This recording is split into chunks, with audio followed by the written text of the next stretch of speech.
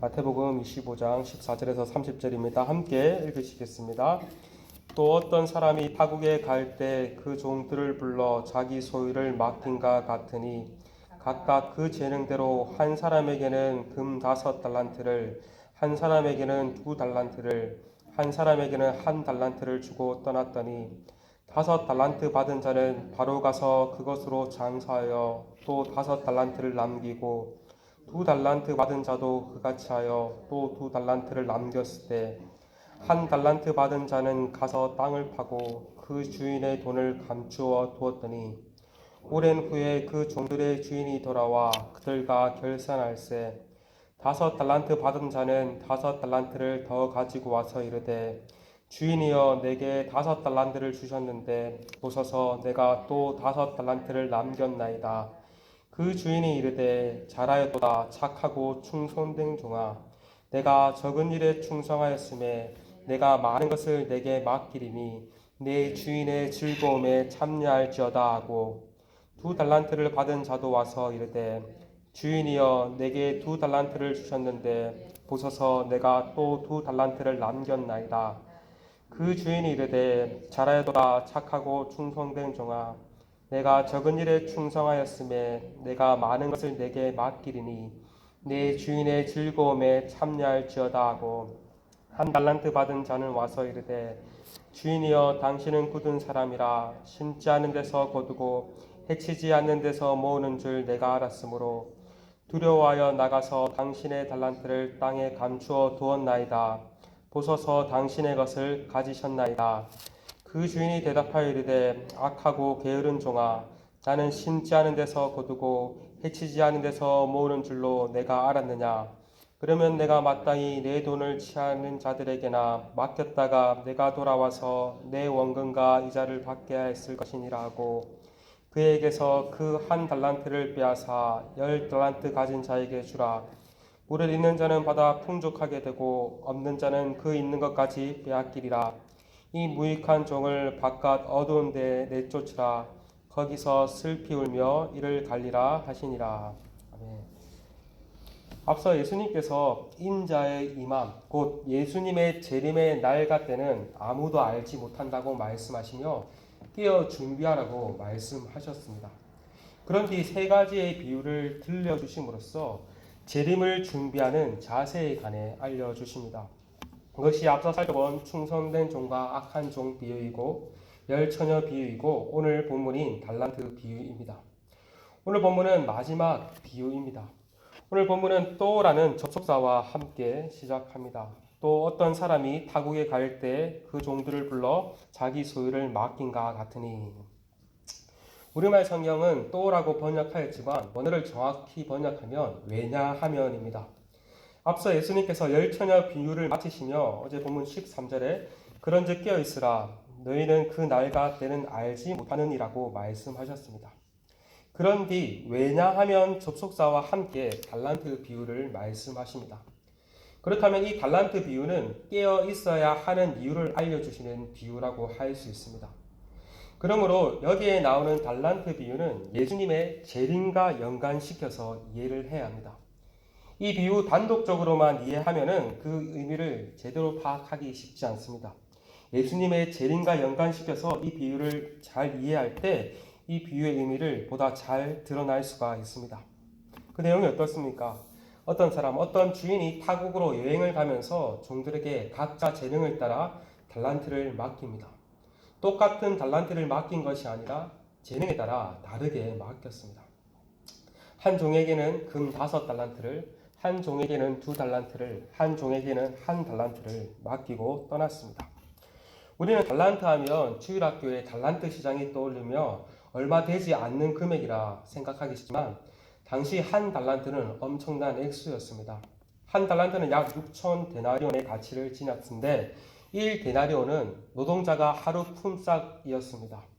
그렇다면 1달란트는 노동자가 6천일, 연수로 따지면 약 16년에서 20년을 일해야 얻을 수 있는 엄청난 금액이었습니다.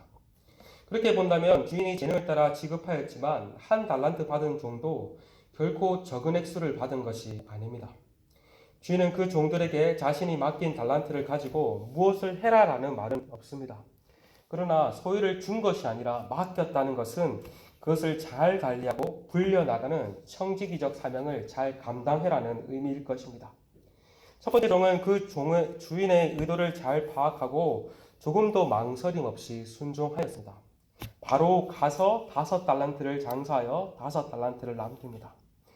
2달란트를 받은 종 또한 그같이 하여 2달란트를 남깁니다. 반면 1달란트를 받은 종은 어떻게 합니까? 그렇게 행동하지 않습니다. 그는 가서 땅을 파고 받은 1달란트를 땅 속에 감추어 둡니다. 다른 종들과 같이 달란트를 가지고 이윤을 남기지 않았던 것입니다. 오히려 달란트를 잃지 않고 그대로 주인에게 돌려줘야지 하고 생각했던 모양입니다. 여기까지 보면 1달란트를 받은 종의 행동도 크게 잘못되어 보이지는 않습니다. 오히려 매우 신중해 보이고 그는 최소한 달란트를 잃어 주인에게 손해를 끼친 것이 아니기 때문입니다. 그러나 결산의 날에 주인의 평가는 어떻습니까? 오랜 후에 주인이 돌아왔고 더디지만 주인이 돌아온 것입니다.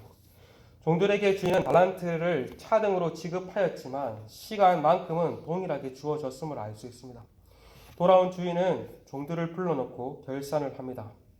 가장 먼저 5달란트 받은 자가 와서 5달란트를 더 남겼다라고 말을 합니다. 그러자 주인은 종을 칭찬하며 이렇게 말합니다. 21절입니다. 그 주인이 이르되 잘하였도다 착하고 충성된 종아 내가 적은 일에 충성하였음에 내가 많은 것을 내게 맡기리니 내 주인의 즐거움에 참여할지어다. 이 주인은 5달란트를 맡긴 종에게 착하고 충성된 종이라 말하며 네가 이 적은 일도 충성하였으니 더 큰 일도 맡기겠다고 말씀하십니다. 또 2달란트 받은 종도 2달란트를 더 남겼다고 말하자 주인은 5달란트 남긴 종에게 한 말과 똑같이 말을 합니다. 오늘 성경은 글자 하나 틀리지 않고 똑같이 이렇게 칭찬합니다. 23절에 그 주인이 이르되 잘하였도다 착하고 충성된 종아 내가 적은 일에 충성하였음에 내가 많은 것을 내게 맡기리니 내 주인의 즐거움에 참여할지어다 하고 성과주의에 매우 익숙한 오늘날의 우리의 관점으로 봤을 때 주인의 반응은 매우 의아해 보입니다. 5달란트를 남긴 종이 2달란트 남긴 종보다 훨씬 많은 성과를 남겼으니 더 크게 더 많이 칭찬받는 것이 마땅해 보입니다. 그러나 주인은 5달란트를 남긴 종이나 2달란트를 남긴 종이나 똑같이 칭찬합니다. 이것은 주인이 더 많은 성과를 기대한 것이 아니라 자신에게 주어진 재능과 달란트에 따라 남기기를 기대했음을 알 수 있습니다. 이것은 오늘날 우리에게도 마찬가지로 적용된다 할 수 있습니다. 우리도 각자 받은 재능과 물질의 분량이 다 다릅니다. 하나님께서는 어떤 사람에게 많은 재능을 맡기시고 어떤 사람에게는 많은 물질을 허락하십니다. 반대로 어떤 사람에게는 상대적으로 적은 재능과 물질을 맡기실 수도 있습니다. 중요한 것은 자신이 맡은 분량만큼 충성을 다하면 되는 것입니다. 내가 다른 사람보다 더 많은 것을 맡기고 맡았고 더 적은 것을 맡았다고 비교하는 것이 아니라 자신에게 주어진 은사와 분량에 따라 충성을 다하면 되는 것입니다. 그것이 하나님께서 우리에게 요구하는 바이실 것입니다. 그럴 때 우리가 우리에게 맡기신 그것을 가지고 충성스럽게 감당할 때 하나님께서는 우리에게도 동일하게 착하고 충성된 종이라 칭찬하실 것입니다. 바라기는 오늘날도 우리에게 주신 그 무엇을 가지고 하나님께 충성되이 남기는 우리 모두가 되길 소망합니다. 이렇게 5달란트와 2달란트를 받은 자는 착하고 충성된 종이라 칭찬을 받았습니다. 반면 1달란트를 받은 자는 어떻게 됩니까? 그는 1달란트를 그대로 가지고 와서 아무런 달란트를 남기지 못한 것에 대해 변명을 일삼습니다. 아무런 노력 없이 무책임하게 산 것을 주인이 굳은 사람이라 주인의 탓으로 돌리며 변명합니다. 이 종의 큰 문제점은 2가지였습니다. 하나는 주인에 대한 잘못된 이해고 다른 하나는 아무것도 하지 않은 게으름입니다. 그러자 주인은 이 종에게 무엇이라고 말씀하십니까? 악하고 게으른 종이라 책망하시며 그가 가지고 있던 나머지 1달란트마저 빼앗아 10달란트 남긴 자에게 주라고 말씀하십니다. 여러분, 오늘날 우리에게도 우리가 기억해야 할 사실이 하나 있습니다. 바로 결산의 날이 반드시 있다는 사실입니다. 앞서 우리가 살펴본 세 가지 비유를 통해서 더디지만 반드시 주인이 오는 날, 결산하는 날이 반드시 있을 것입니다. 우리 또한 주님의 재림의 날에 결산의 때가 있음을 기억하고 깨어 있어야 합니다. 여기서 깨어 있는다라는 말은 하나님께서 우리에게 주신 은사와 재능과 물질과 시간을 가지고 열매 맺는 삶을 사는 것을 가리킬 것이다. 말하기는 우리 또한 하나님께서 우리에게 주신 그 무엇을 가지고 정말 이 땅에서 충성스럽게 잘 감당함으로써 하나님 보시기에 나중에 결산의 날에 착하고 충성된 종이라 칭찬받는 그러한 은혜가 있기를 소망합니다. 지금 함께 말씀을 붙잡고 기도했으면 좋겠습니다. 오늘 우리는 종말의 때를 살아갑니다. 주님 오시는 그날까지 하나님 보시기에 충성된 종으로서 오늘도 신실하게 주어진 역할들을 잘 감당할 수 있는 은혜를 허락해 달라고 이 시간 함께 기도하며 나아갔으면 좋겠습니다. 그리고 우리 공동체가 더욱더 하나님 보시기에 아름다운 공동체로 빚어줄 수 있도록 은혜를 베풀어 주시옵시고, 또한 정말 이 공동체를 통해서 믿지 않는 자들이 또 주님께 나오는 놀라운 역사가 일어날 수 있도록 하나님 은혜를 허락해 달라고 이 시간 함께 기도하시며 나아가시겠습니다. 함께 기도하시겠습니다.